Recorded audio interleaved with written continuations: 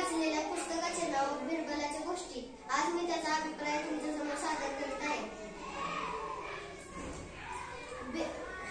बादशाह आणि त्याची पत्नी आंबे खात बसलेले असतात. बादशाह आंब्यावर तुटून पडलेला असतो आणि पोय व साली त्याच्या पत्नीच्या पुढे टाकत असत. बादशाहला कळले की बिरबलाची स्वारी येत आहे.